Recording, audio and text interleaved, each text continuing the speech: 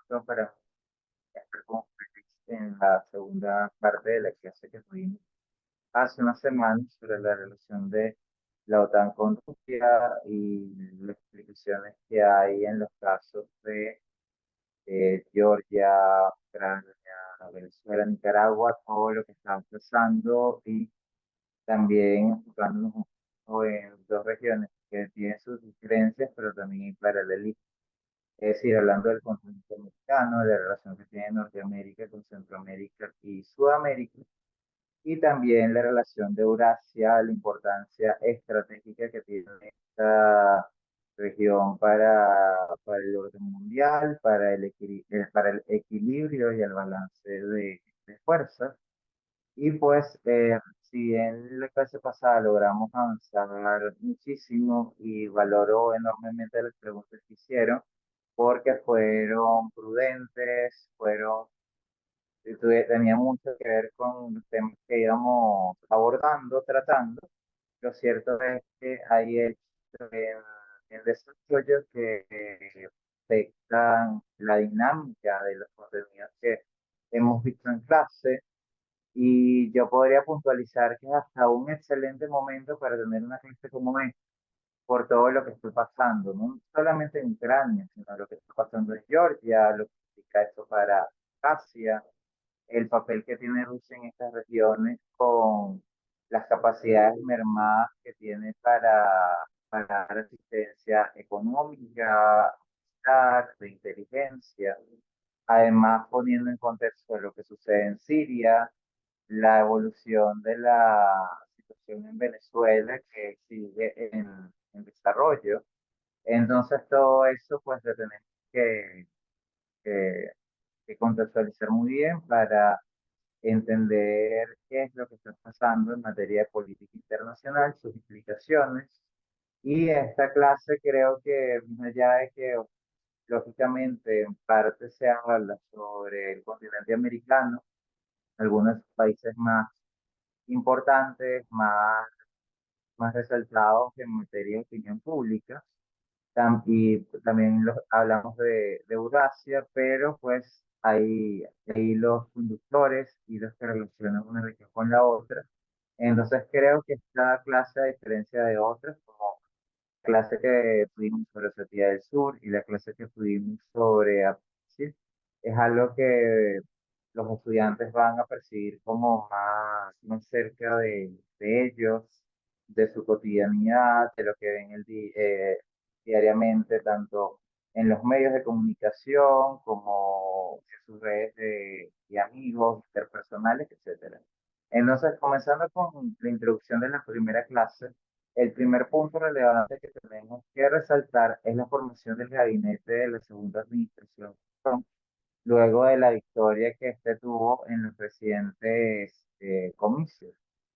Vemos que, claro, estaba toda la expectativa de eh, quién podía o quién no podía ganar las elecciones, pero esto pues ya es un hecho, ya tuvo suficiente auditoría a nivel general, allá de que existan muy pequeñas y puntuales controversias, en hecho que Donald Trump es el presidente electo para la próxima administración y que ya en las próximas semanas va, va a tomar posesión del cargo.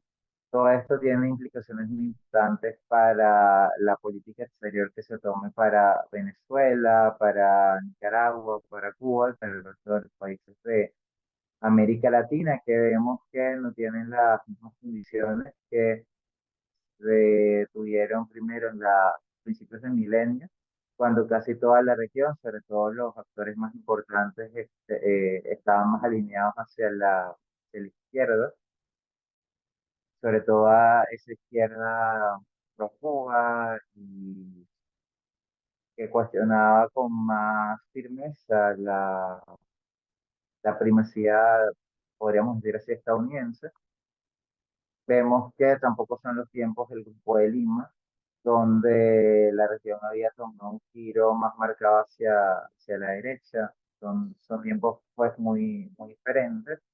Además, tiempos en donde vemos que si bien está a la izquierda, más cercana a ver, a Cuba, a Venezuela, a Nicaragua, que son países que tienen sus propias complejidades internas, no hay que comparar en todo ni asimilar que Cuba, Nicaragua y Venezuela son similares en todo, hay similitudes y diferencias, pero también tenemos que entender que hay otras posiciones como las que vemos en Lula de Brasil, en Gustavo Petro de Colombia, por ejemplo.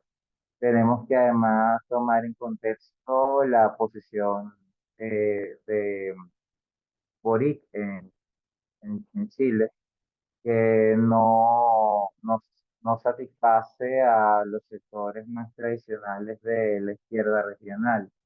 Entonces, estamos en todo ese contexto y eso influye en la política exterior estadounidense, que tiene que tener un giro adecuado que pueda lograr los mejores objetivos para los intereses estadounidenses sin afectar sin afectar negativamente las relaciones bilaterales que se tengan con cada país. Es decir, que se pueda remar poco a poco en una dirección que sea más favorable hacia los intereses proestadounidenses.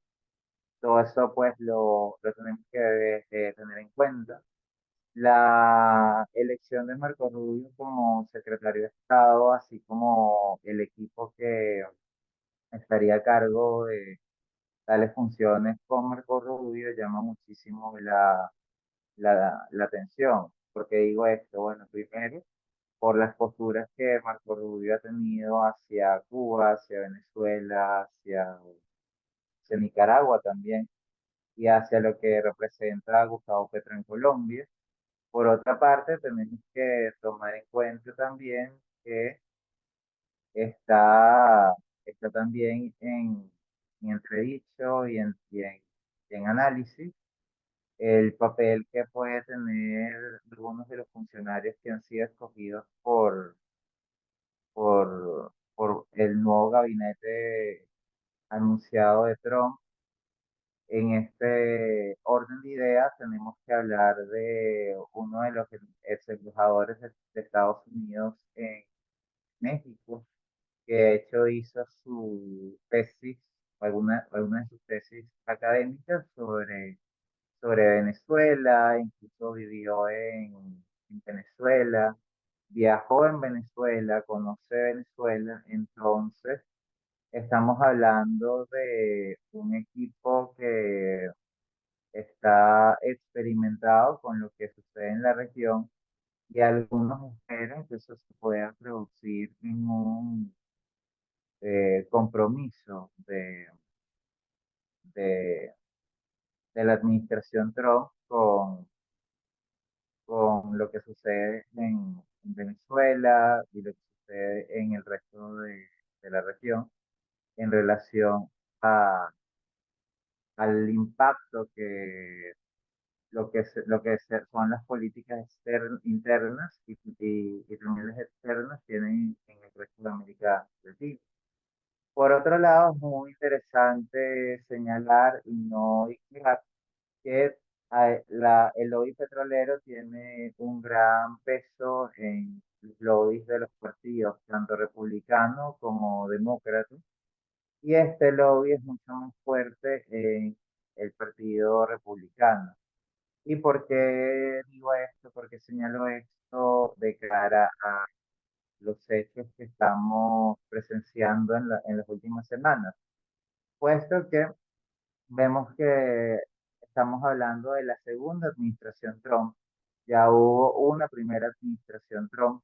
Las segundas oportunidades en cuanto a administraciones nunca son una réplica de la primera vez. Eso hay que tomarlo en cuenta. Por otro lado, tenemos que ver que hay un proceso de flexibilización de sanciones, en particular hacia Venezuela, que ya había tomado forma durante la administración Biden, y también hay que ver que La estrategia del doble poder que se aplicó y ejecutó durante la primera administración Trump con lo que fue el gobierno interino de Juan Guaidó, un fracaso. Fue también una inversión de tiempo, de recursos en sentido amplio, es decir, recursos temporales, materiales, humanos, y no se lograron grandes resultados, más allá de que hoy en día, a ver, las empresas transnacionales estadounidenses tienen un peso mayor en lo que es la política petrolera venezolana que en otras épocas, en otros periodos. Tenemos también que tener en cuenta que hoy en día gran parte de las transnacionales que desean invertir en el mercado petrolero venezolano o el mercado gasífero o de otros recursos naturales, tienen que hacer todo un proceso de exigir unas licencias en los Estados Unidos. Hay todo un procedimiento engorroso que implica gastos operativos, gastos legales y de otra índole, que si no estuvieran aplicadas las sanciones sectoriales y generales hacia Venezuela, todo esto no sería necesario. De manera que Estados Unidos tiene un papel más trascendental hoy en día como filtro de qué inversiones internacionales y de empresas que comercializan, que tienen una importante presencia en el mercado internacional, quién puede entrar y quién no.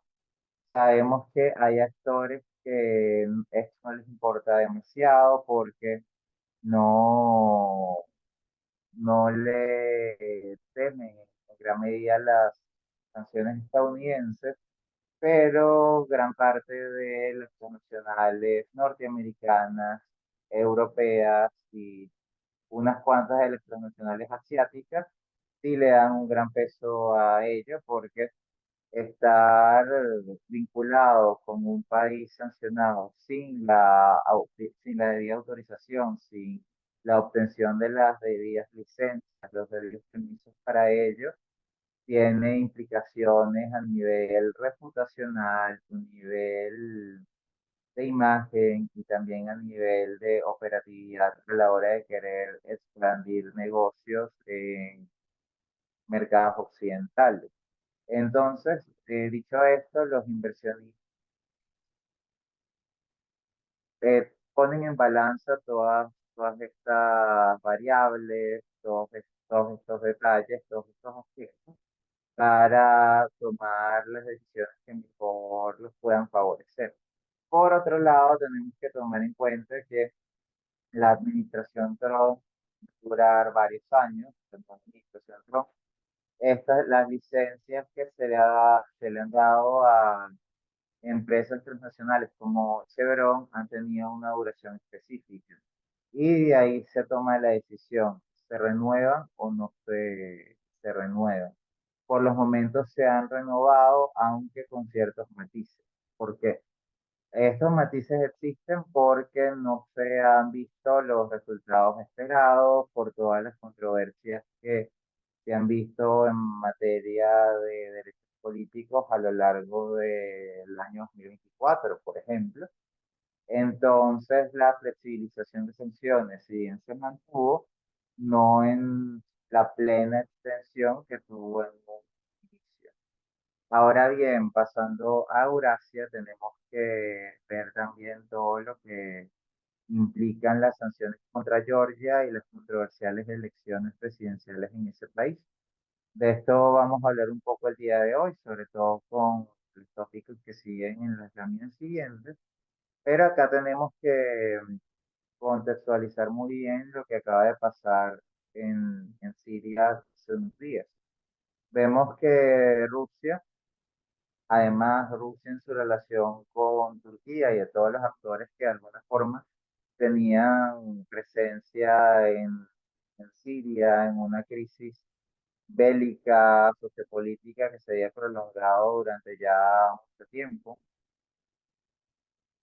Rusia no tiene ahorita la capacidad de mantener y enviar recursos y tampoco en lo logístico, no tiene la capacidad de sostener a Siria de la forma que podría hacerlo si no estuviera a la cabeza de lo que sucede en Ucrania, por ejemplo.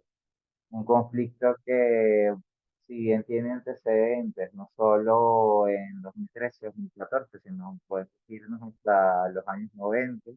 Por supuesto, esas eran unas épocas más embrionarias, más tempranas, más remotas del conflicto. Desde 2022, que ya ha sido un conflicto a mayor escala, a mayor proporción, Rusia ha tenido que invertir gran parte de su gasto militar en Ucrania, enviar a mayor personal para allá. Incluso tenemos que tomar en cuenta también para evaluar el impacto económico que ha tenido la operación militar especial, todo lo que significa para Rusia recibir el gran contingente de ucranianos que decidió migrar hacia Rusia, entendiendo que muchos ucranianos migraron tanto a Europa, a Estados Unidos, pero algunos han migrado a Rusia, entendiendo y tomando de base que Ucrania y Rusia tienen unas relaciones culturales que tienen y muestran raíces sumamente profundas.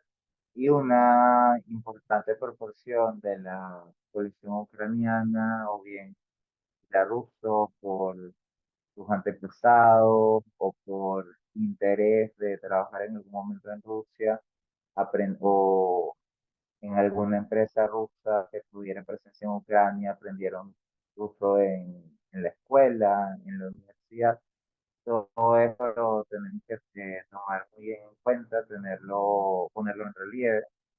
Y además, hablando de la migración, tenemos que tomar en cuenta que los especialistas de alto nivel, muy calificados, que vivían en la Federación de Rusia, se han mudado países, no nada más hacia Occidente, sino a economías emergentes en Asia Central.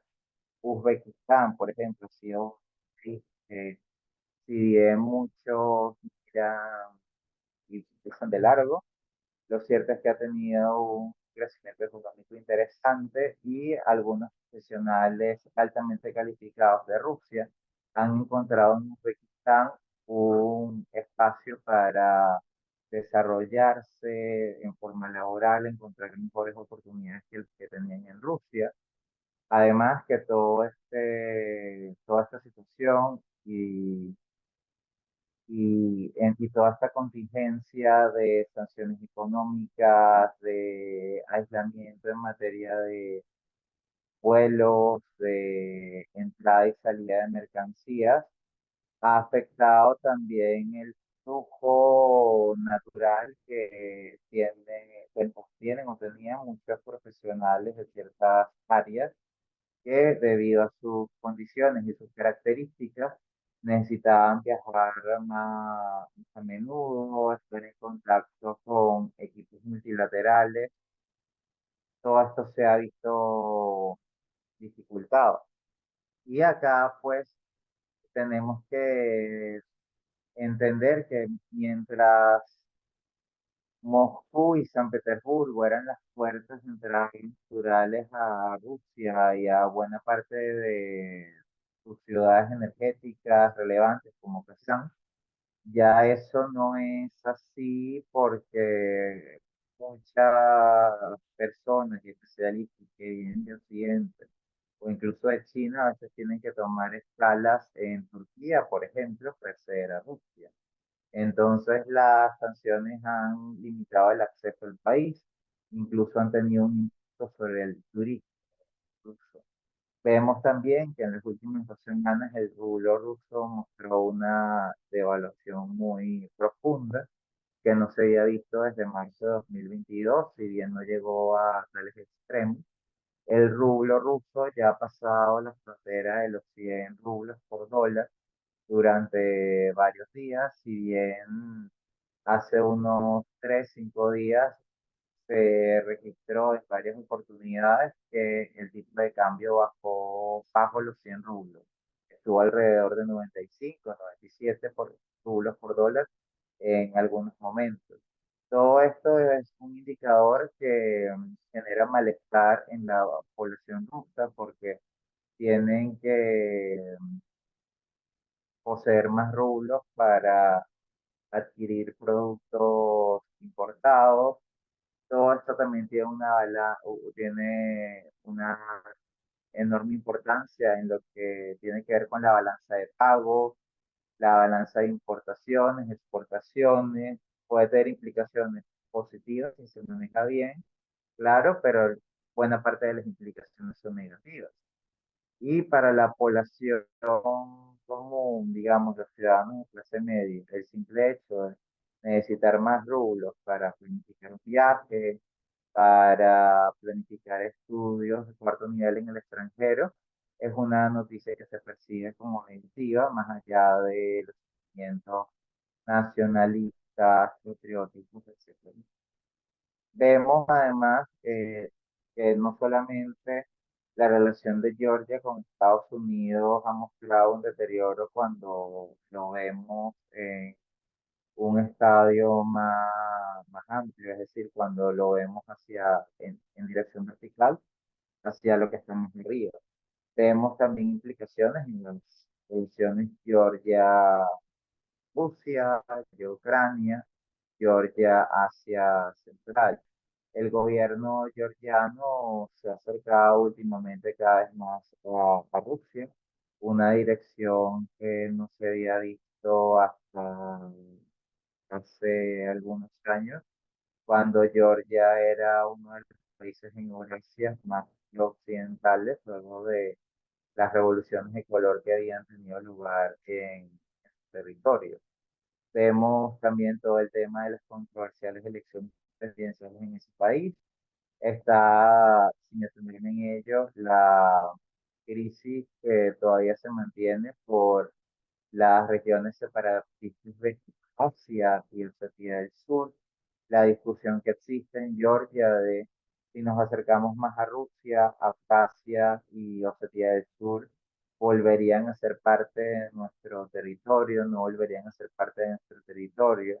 Y como incluso habíamos visto varias clases anteriores, el tema de Abjasia es sumamente complicado porque como provincia ya tenía muchas características que les daban una autonomía identitaria, es decir, por un lado se identificaban con Georgia, por supuesto, pero por otro lado hay muchos elementos de lo que significaba ser Abjasio que los hacía distintos en gran medida a Georgia, a la dirección que se tomaba desde el centro de poder, y todo eso al final ha generado roces históricos y históricos étnicos a lo largo del tiempo. Vemos además que toda esta discusión de que se hable de sanciones contra Georgia, aquí no debemos pensar nada más en la Unión Europea, en Estados Unidos, es que tenemos que pensar en la propia Ucrania.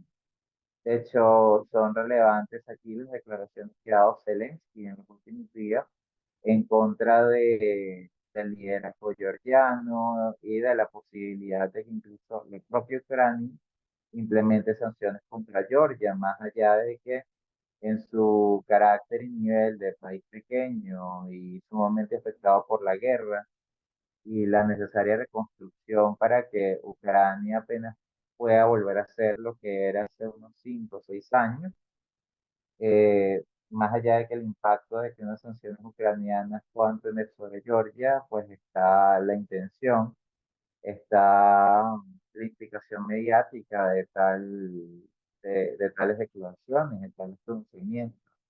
Todo esto lo tenemos que contextualizar. Y bueno, y por último, Hacemos énfasis nuevamente en Oriente Medio, todo lo que está ocurriendo en Siria. Como podemos también advertir, hoy estamos hablando de Siria, la crisis que se vive actualmente en ese país, pero es muy delicada la situación en la región en general porque no sabemos qué puede pasar en el Líbano, donde Irán tiene una importante presencia en los próximos meses. De aquí estamos hablando a corto o mediano plazo. No hay certeza de ello. Puede pasar, pues, hay múltiples escenarios y múltiples expectativas sobre lo que puede pasar en el Líbano y acá hay tres factores principales, más allá de sus patrocinadores fuera de la región, que son Arabia Saudita, Israel e Irán. Habría que ver cómo estos tres sectores interactúan, el impacto además que Irán y Arabia Saudita tienen sobre las comunidades religiosas que representan. Chiitas por un lado, sunitas por el otro, todo eso tiene una importancia que se debe resaltar muy bien. Y además todo esto está sucediendo en un momento en el que Rusia, enfocada en Ucrania, se encuentra, no digamos que más débil, porque de alguna forma han sabido abordar bien sus vulnerabilidades para que estas no sean tan dramáticas como podrían haberse visto en otras circunstancias. Pero ya yéndonos ahora a América del Sur, en los casos de Venezuela, Colombia y todos los países en los que Rusia de alguna forma eh, tiene implicaciones, ya sea directas o indirectas, cómo Rusia va a poder dar asistencia, apoyo militar adecuado, efectivo a países como Cuba, Nicaragua y Venezuela. Sí, en Siria esta capacidad se ha visto afectada, más allá de que, bueno, también hay un rol que tenían otros factores como Turquía, pues, por ejemplo. Y hay otro factor importante que debemos considerar ahí, que es el de la distancia geográfica. Para Rusia y para Turquía, por otro lado, resistencia, dar apoyo, Irán dar apoyo a Siria en términos estratégicos era mucho más fácil que cuando hablamos de algún país de América del Sur por la proximidad. Es decir, para Rusia trasladar tropas, trasladar cualquier tipo de tecnología de índole bélica militar es mucho más fácil por temas de lado, costos, fletes, que hacer eso en otros países como Venezuela, Cuba, Nicaragua. Ver, muchísimo más lejos, las rutas son mucho más complicadas. Y por el otro lado tenemos el papel de Estados Unidos, que más allá pues de su política exterior, su rol de policía del mundo está mucho más cerca de los países de América del Sur. Y acá tenemos que pensar y tener muy clara esta realidad. Para Estados Unidos es mucho más fácil, más rápido y menos costoso trasladarse hacia, bien sea Cuba, Nicaragua o Venezuela, que para países como Rusia, Irán, etcétera.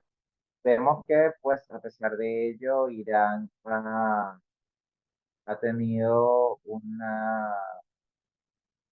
una gran relevancia en lo que es el suministro de gasolina en Venezuela, en la reparación de refinerías y eh, experimentaron ciertos retos, complejidades en primeras fases, pero eso fue superado en algunos meses. Vemos incluso que Estados Unidos mostró pues su negativa ante esta relación iraní-venezolana, de de cooperación en materia petrolera y pues el suministro de gasolina. Hubo un impacto incluso naval, pues, que se le había dado en su momento una advertencia a Irán por lo que estaba haciendo en Venezuela. Pero bueno, más allá de eso, vemos que el tiempo ha pasado, ya varios años desde entonces. El suministro de gasolina es relativamente estable en Venezuela, al menos no ha llegado a los picos críticos que se registraron en momentos como eh, 2020, alrededor de ese año, por ejemplo. Y ya pues 2025 es la vuelta de la esquina y tenemos que enfocarnos en lo que pues, pasa ahora y el escenario que tenemos actualmente con las victorias y las derrotas que ha tenido cada actor, tanto en los que están arriba, en las potencias globales, como las potencias medianas y los países ya pequeños. Y bueno, repasando, vemos que, como hemos hablado, la política exterior estadounidense ha oscilado entre el idealismo y el pragmatismo. Es decir, en este sentido y en esta línea vemos que desde Estados Unidos se apoya por lo general a gobiernos o líderes que están alineados con sus intereses estratégicos, independientemente de si son más autocráticos o democráticos, siempre que se muestren una posición a rivales más importantes a nivel internacional o a los gobiernos que sean percibidos como hostiles. Por supuesto, todo esto tiene ciertos puntos que hay que tomar en consideración, que poner en contexto, porque vemos, por ejemplo, el caso de países como Colombia, que es un importante aliado, incluso un socio estratégico de la OTAN. Claro, no tiene limitaciones para participar en la organización porque es un país latinoamericano, pero pues su alianza, su compromiso con la OTAN, más su tradición de aliado fiable de Estados Unidos, le da pues un estatus importante para la política exterior estadounidense. Bueno, aún así vemos que Estados Unidos, en el caso de Colombia, hay importantes diferencias en materia académica, en materia comercial, económica, con Rusia. Es decir, lo político no tiene que afectar lo económico. Y hay una importante zona gris en donde los países, más allá de que en lo estratégico no coincidan, pues puedan operar, las empresas puedan tener negocios prósperos, que existan además redes y cámaras de comercio bilaterales. Existe toda esa amplia gama gris que hay que poner en relieve y en contexto para entender estos hechos. Y bueno, por supuesto, todos los negocios y estas cámaras de comercio que se encuentran en eh, amplias gamas de grises se pueden ver afectados en el caso de sanciones, en el caso de intimidaciones que vengan desde el poder central hacia la ampliación o no de ciertos negocios en un territorio. Por otro lado, tenemos que hablar de la expansión de la democracia y el capitalismo. Estos son pilares de la política exterior estadounidense, sobre todo durante el siglo XX, cuando el comunismo se veía como una de las principales amenazas en el mundo, sobre todo en América Latina. Y ahí, sobre todo en materia ideológica, se veía una suerte de dicotomía entre lo que era el modelo cubano y el modelo estadounidense. Cuba como símbolo del comunismo y lo que representaba el peligro que era percibido a partir de Cuba. También habría que poner en contexto lo que fue la crisis de los misiles, no solo la crisis de los misiles, sino lo que significaba el papel que la Unión Soviética quería tener en Cuba, tan cerca del estado de Florida, en Estados Unidos, y que Estados Unidos no estaba dispuesto a aceptar eso,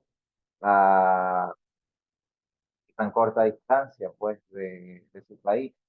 Y también haciendo paralelismo, tenemos que ver y evaluar la validez de los argumentos rusos de sentirse amenazados o no de la expansión de la OTAN en las proximidades de Rusia, más allá de los temas de legitimidad, de soberanía que tiene cada país. Tendríamos que incluso hablar de la capacidad de autodeterminación y de establecer también países que puedan comprometerse con el compromiso de tener el rol de actuar como países neutrales, garantes de acuerdos que sean cumplidos por las distintas partes que los escriban. Todo eso es muy importante. Se ha pensado en Finlandia, por ejemplo, o se pensó alguna vez en Finlandia como un país que en la crisis ucraniana actualmente en desarrollo podía servir de puente, de garante de acuerdos, pero su muestra a acercarse a la OTAN hace que eso no se vea tan plausible. Se pensó en Georgia, pero Georgia ahora acercándose cada vez más a Rusia, parece que tampoco es una idea que pueda satisfacer todos en menor o mayor medida. Por otro lado está la disuasión nuclear y la carrera armamentista. Esto se vio con la Unión Soviética, con Rusia y también se vio posteriormente con Irán. Es decir, mantener el equilibrio de poder que evitara grandes conflictos a nivel mundial, guerras proxy.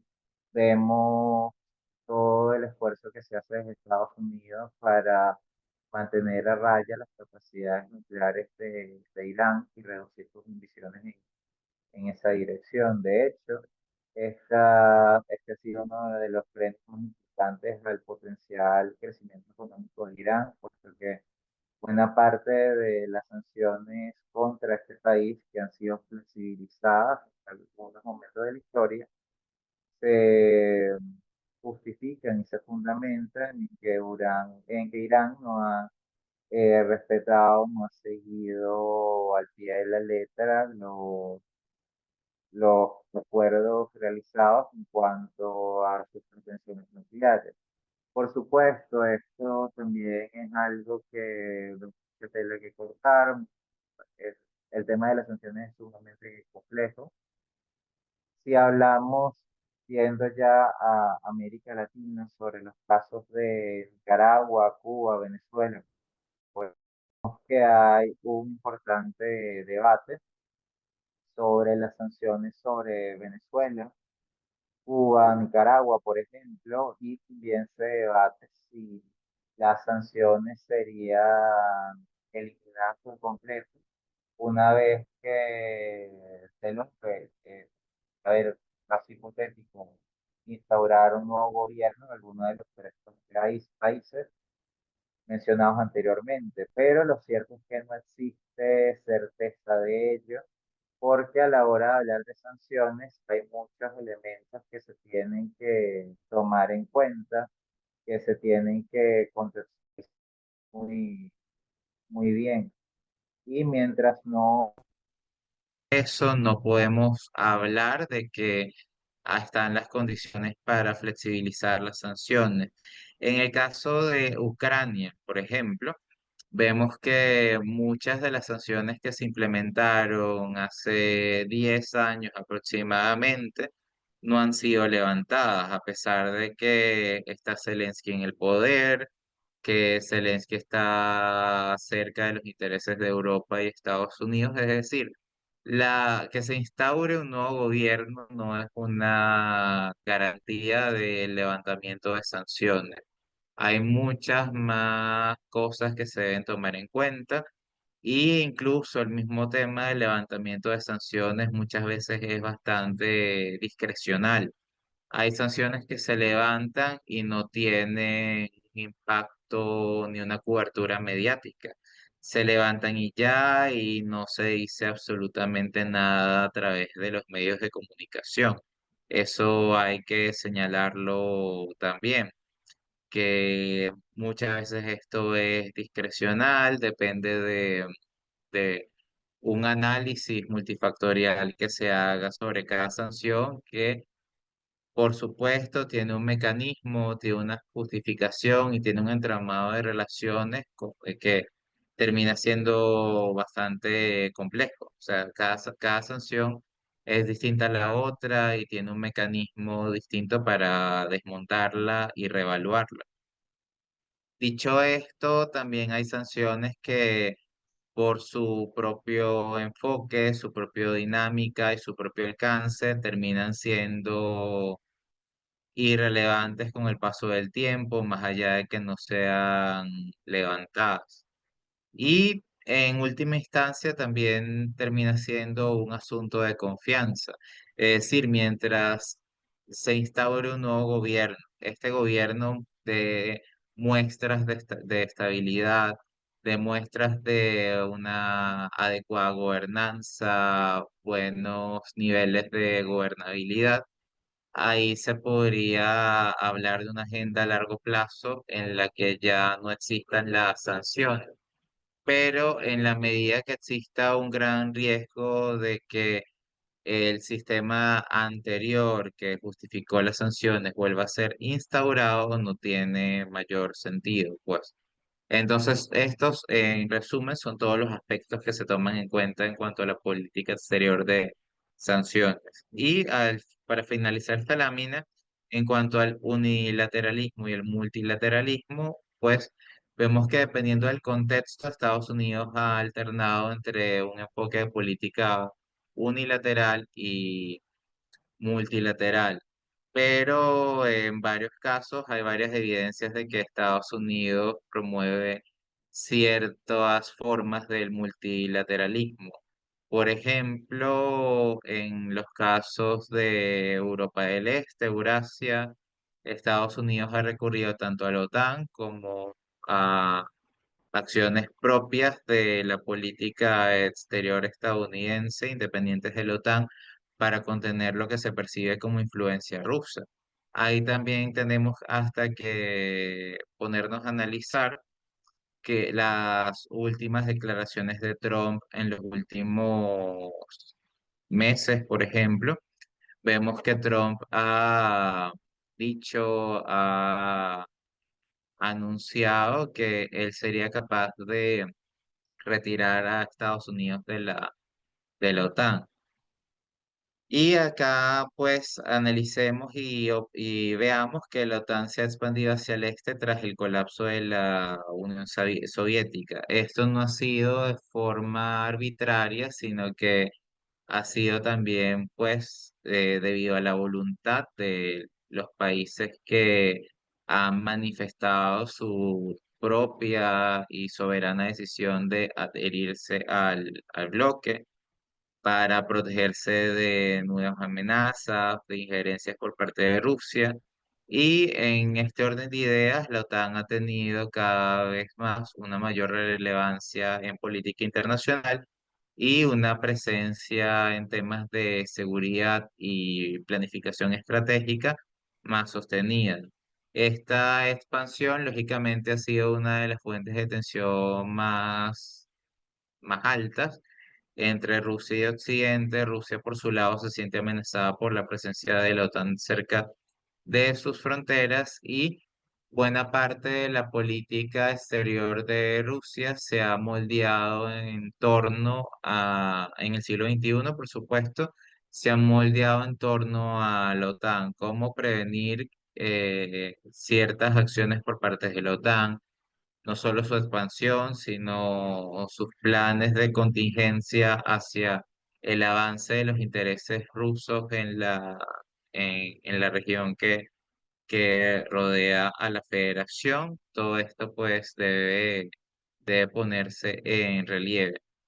Y pues con la victoria de Donald Trump en 2024, pues se ha estimado que tanto la OTAN como los servicios de inteligencia, incluyendo la CIA, podrían reevaluar sus estrategias y alianzas en Europa Oriental, sobre todo a raíz de los conflictos activos en Georgia y Ucrania.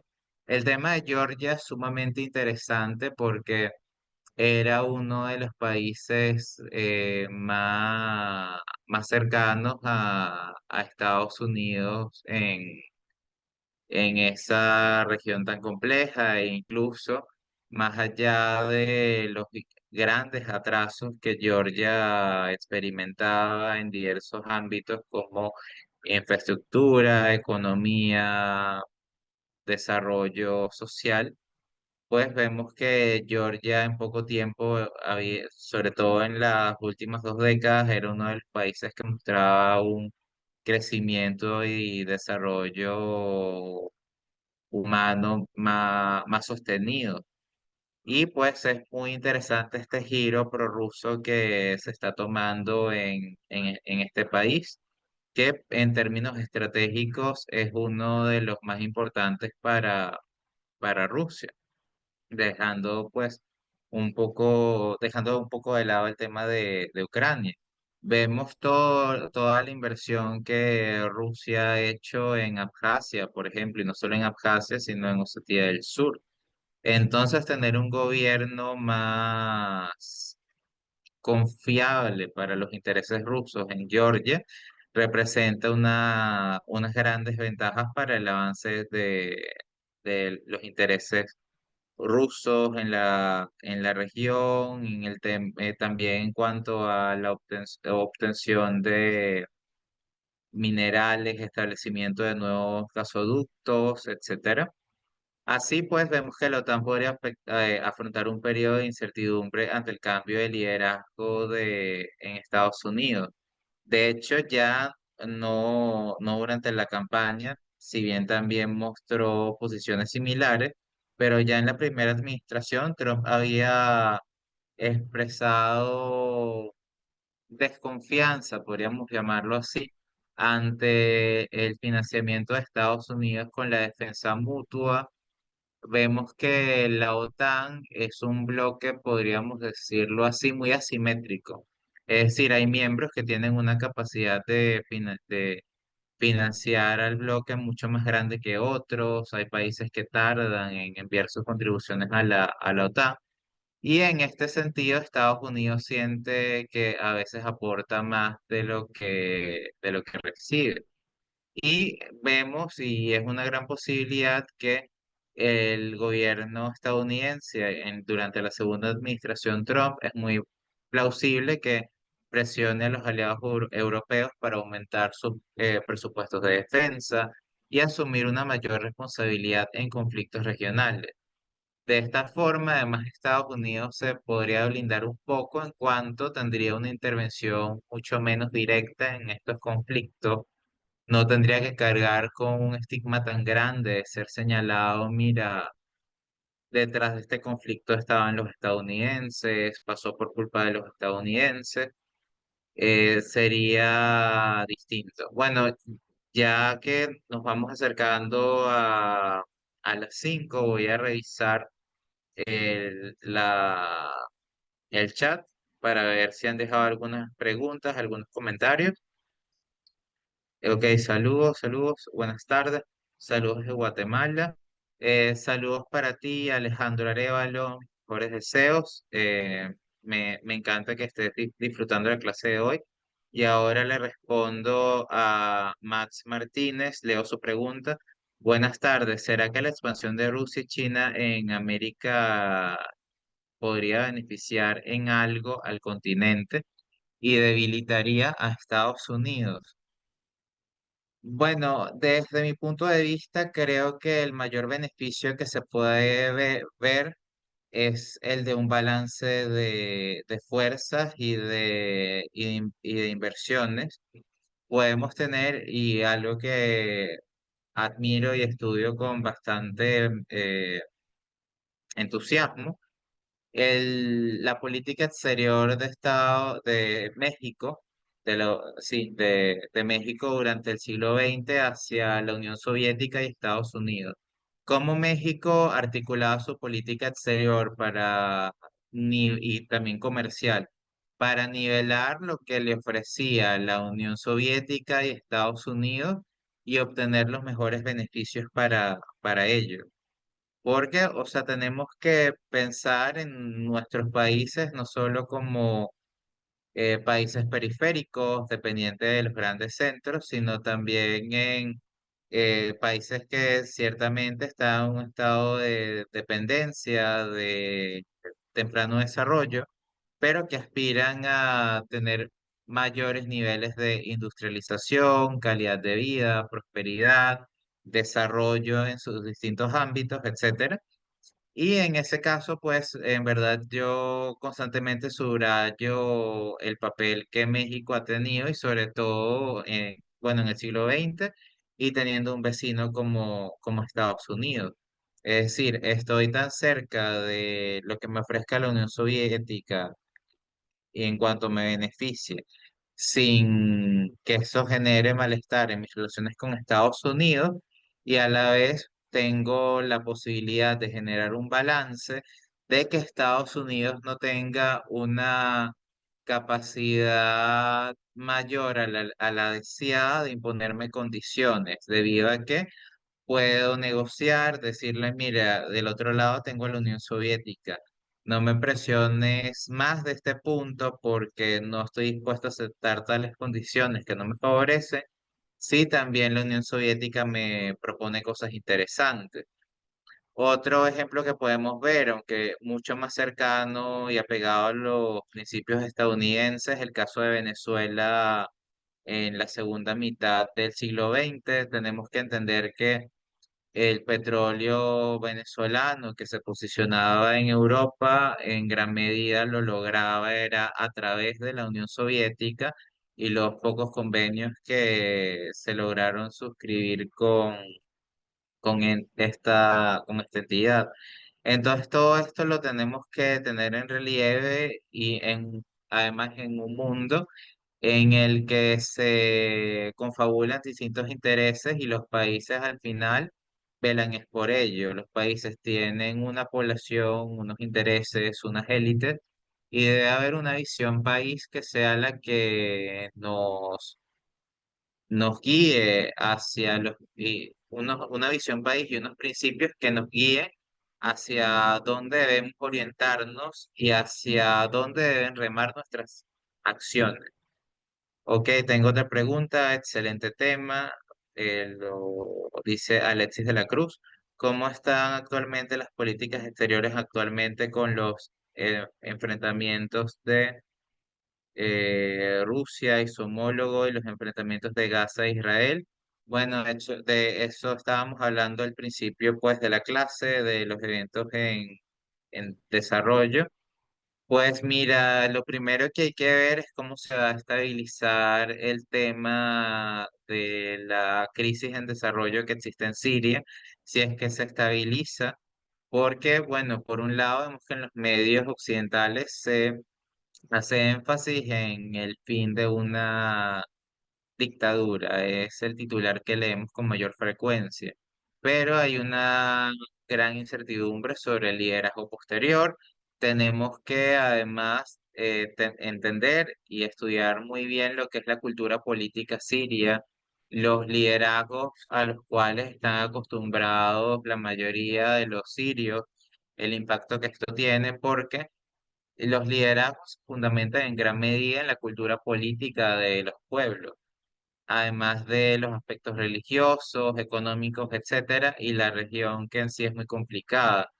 Vemos también que en el caso de Israel, todo lo que se ha dicho en los últimos meses sobre lo que pasa en los altos de Golán, vemos además que en cuanto a Israel, la relación que tiene este país con la Corte Penal Internacional ha sido fracturada. Entonces, esto tiene implicaciones muy, muy importantes. Y ya pues vemos que la BBC hace unas horas le ha dado cobertura a un hecho que es sumamente importante que es que Israel tomó una zona desmilitarizada desde el año 1974 en los altos del Golán, tras la caída del gobierno de Al-Assad en Siria. Y Israel vemos que justifica que las incursiones en los altos del Golán son para proteger los asentamientos que allí están. Y bueno, vemos que hay una crisis que está en desarrollo que probablemente para la clase que viene, es decir, la tercera parte de esta clase, tendremos una visión un poco más despejada de lo que está sucediendo en Oriente Medio y las implicaciones para la región. Digámoslo así, vemos que la extensión de la crisis que ya vemos en Oriente Medio puede tener también un impacto sobre las distintas commodities y eso en economías dependientes de estas, en gran medida como la venezolana. Eso puede tener un impacto. Y ahí, en cuanto a las sanciones de Estados Unidos a Venezuela y la delicadeza que últimamente ha tenido tanto la administración Biden y que probablemente también la tendrá la administración Trump para calibrarlas, también dependerá de eso, del mercado energético global, de las necesidades que tenga Estados Unidos y de sus prioridades a lo largo del mundo. Sabemos que Estados Unidos cuenta con reservas grandísimas de petróleo, pero también la situación en Estados Unidos energética depende de cada estado. Depende de cada estado, depende de la costa este, oeste. Entonces, no tenemos que verlo desde la óptica de Estados Unidos como país solamente, sino tenemos que verlo desde la óptica de las prioridades que establece cada estado que forma parte de los Estados Unidos para poder entender la política exterior que se tome.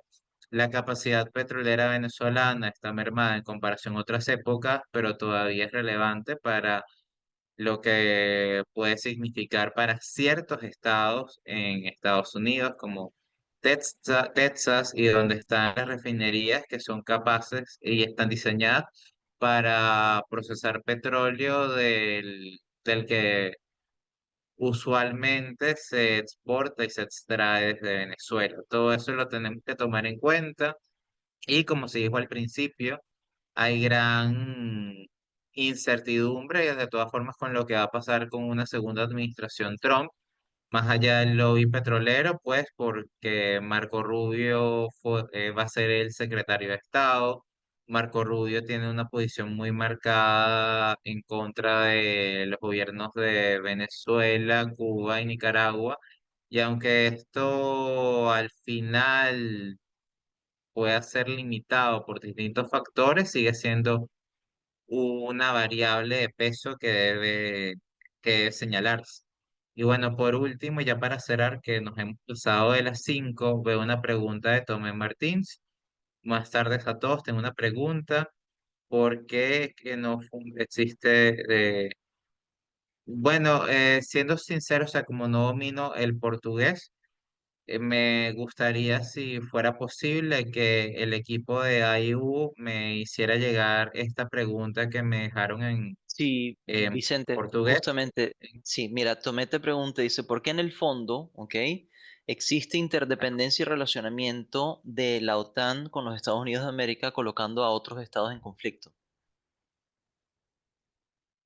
Bueno, en este orden de ideas, lo primero que tenemos que señalar es el papel que tienen las guerras proxy, de las cuales incluso hablamos ya en unas láminas. La necesidad y el beneficio de no estar comprometidos directamente en un conflicto y no verse afectados directamente por ello. Un buen ejemplo, pues, es lo que está pasando en Ucrania. Sabemos que hay envío de armamento, envío de equipo militar, asistencia, e incluso hay también envío de mercenarios hacia Ucrania, es decir, que indirectamente hay están involucrados los países de la OTAN, está Estados Unidos, está Europa, por supuesto, pero han sido muy precavidos de no tomar un papel directo y de involucrarse de lleno en el conflicto, por lo que eso significaría, sobre todo enfrentándose con un rival que tiene un importante arsenal nuclear, por ejemplo. Entonces tenemos que entender que estos son conflictos que se manejan con los contrapesos. Tenemos que entender que no es lo mismo hablar de que la guerra en Ucrania es una guerra entre Rusia y Ucrania, a hablar que Estados Unidos entre directamente en el conflicto, que asuma un rol decisivo y directo en él, porque hasta ahora lo que se ha hecho es darle a Ucrania las herramientas para que ella misma sea la que luche contra Rusia, y vemos, bueno, el equilibrio de fuerzas al ser tan desigual, tan asimétrico. A ver, la capacidad eléctrica de Ucrania está por el piso, también la hospitalaria, muchos factores que incluso ponen ya en cuestionamiento hasta cuánto tiempo es que se va a poder extender el conflicto en Ucrania, la guerra que actualmente está en desarrollo. Entonces, es por eso, por las implicaciones que tomaría entrar en un conflicto directo Estados Unidos-Rusia, que se termina siendo preferible el papel de las guerras proxy. Y a ver, otra pregunta en este contexto político: ¿qué opinión le merece la relación de Honduras-Estados Unidos? Bueno, la relación de Honduras-Estados Unidos, que ha tenido un papel, o sea, ha tenido diversos altibajos en los últimos años.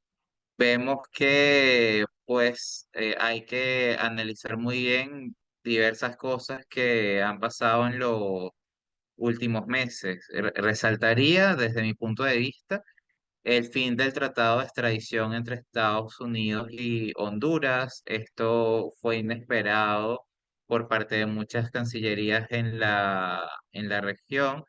De hecho, el gobierno de Honduras justificó esta medida como que este tratado de extradición servía como parte de una política más extensa y compleja de injerencia por parte de Washington en Honduras, y de establecer acciones de presión, de coerción, manipulación hacia pues este país.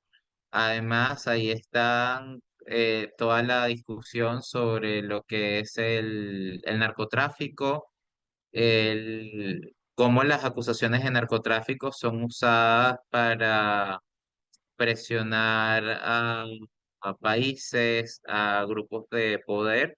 Entonces, a ver, yo diría que ese dar por terminado el tratado de extradición deja mucho que decir. Además, vemos que el gobierno de Castro en Honduras ha señalado durante los últimos meses, semanas de este año, que Estados Unidos ha pretendido desestabilizar el país. Además, Honduras ha tenido una postura bastante neutral en un contexto tan polarizado en la región como es la crisis venezolana. Honduras ha mostrado una posición un poco más intermedia, entonces eso también hay que tenerlo en cuenta.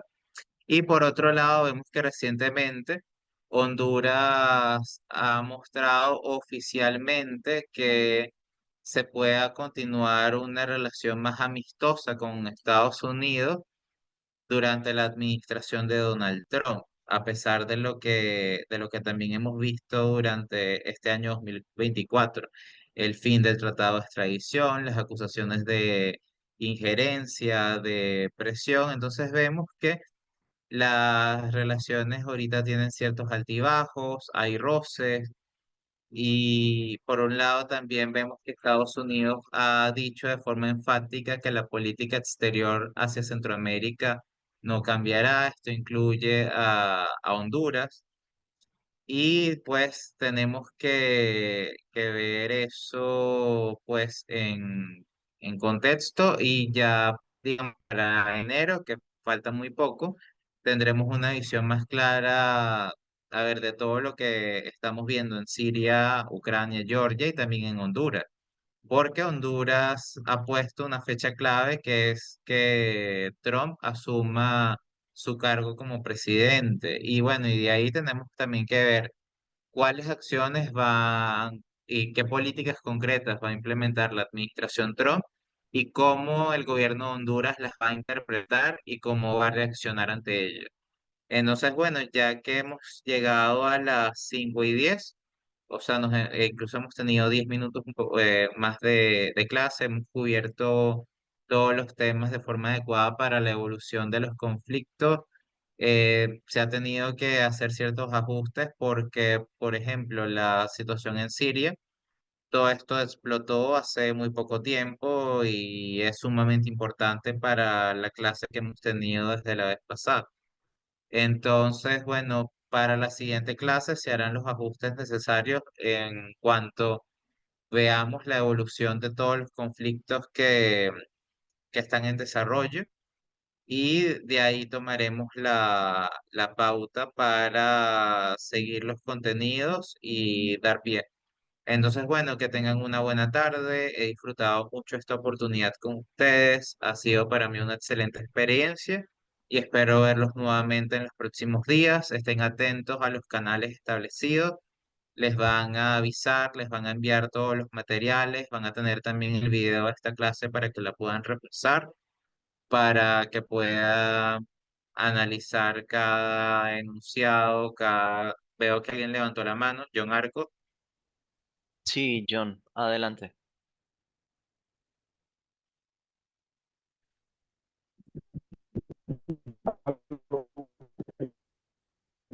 Eh,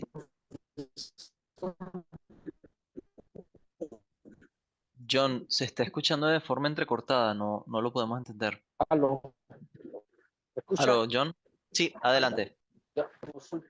Quisiera, quisiera saber su opinión, profesor. Lo que pasa es que, el, que países grandes apoyan a países chicos y los conflictos, los conflictos van a seguir, o sea, siempre van a seguir habiendo conflictos entre países.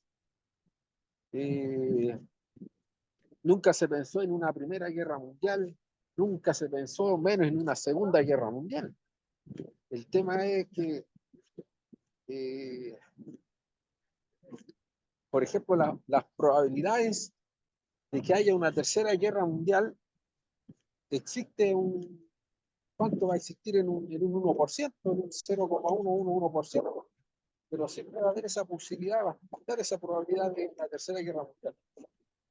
Más que nada, profesor, ¿usted cree que si hay conflictos en los países pequeños,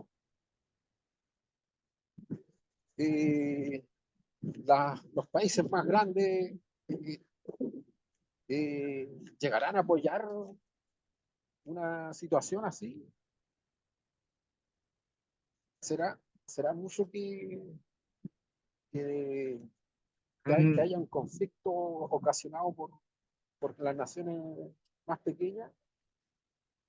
Sí, mira, te respondo brevemente, pero voy a abarcar toda tu pregunta, o sea, siendo además que, bueno, todos los asistentes deben tener cosas que hacer y ya nos hemos pasado un poco de tiempo. Bueno, lo primero, o sea, más allá de lo que hablamos como Primera Guerra Mundial que tuvo lugar en el siglo XX, incluso podemos tener en cuenta que está también la Guerra de los Siete Años, que tuvo lugar en el siglo XVIII, a mediados del siglo XVIII, y se considera también la verdadera Primera Guerra Mundial. Es decir, que sería quizá interesante que revisaran al menos por encima lo que significó la Guerra de los 7 años en materia de la política internacional. Y en segundo lugar, vemos que la historia de la política internacional es la historia de la guerra, en menor o mayor medida. Y en ese sentido, y en cuanto los países tienen características, intereses asimétricos que por un lado coinciden, pero por otro lado chocan, es inverosímil pretender que vamos a vivir en un mundo sin conflictos. Lo más plausible es pretender que vamos a vivir en un mundo donde el conflicto evolucione, tome otras formas, y mientras la negociación tome más peso, tome más relieve y se le dé primacía al bienestar común, podemos tener un mundo en donde más allá de nuestros intereses que choquen y que son asimétricos, podamos entendernos y vivir mejor. Y ahí, claro, tenemos que también hablar del equilibrio de fuerzas y del dicho popular que los países poderosos hacen lo que quieren y los países menos poderosos hacen lo que pueden. Dicho de otro modo, que los más fuertes a veces pasan por encima de las reglas, cometen abusos, y los otros se tienen que ajustar más a las reglas porque no tienen el poder para, para pasarse de la raya. Eso, en resumen, es nada, el conflicto, desaparecerlo es algo utópico. Creo que a muchos nos gustaría vivir en un mundo perfecto, pero no es factible. Además que el conflicto también es parte de las agendas de poder para avanzar en una dirección, en una agenda y hacia la consecución de unos intereses y de otros, en donde el conflicto, por un lado, se quiere mantener, eliminar, pero también mantener, porque el conflicto también es parte de una agenda en la que existen unos objetivos claros y amplios y más grandes, que si bien el conflicto es destructivo, genera grandes problemas para muchos sectores de la población mundial, por otro lado, hay élites de un lado y del otro que salen beneficiadas por estos conflictos. Y también lo podemos ver incluso a nivel de los pueblos, el análisis que se hace de una guerra o de la otra y desde, digamos, de las capas más bajas, si fue bueno, si fue malo, si fue justificado. O sea, la verdad tenemos que ver el conflicto en su amplia extensión, y también tenemos que analizar las propias justificaciones que existen de este y de su manifestación como guerra. Entonces, bueno, estoy encantado de esta oportunidad. Les agradezco a todos por sus opiniones, el buen feedback. Veo que me dan las gracias, que bueno, están agradecidos por mi análisis consensuado. Yo, por mi parte, le doy las gracias a ustedes por haberse mantenido constantes durante la clase.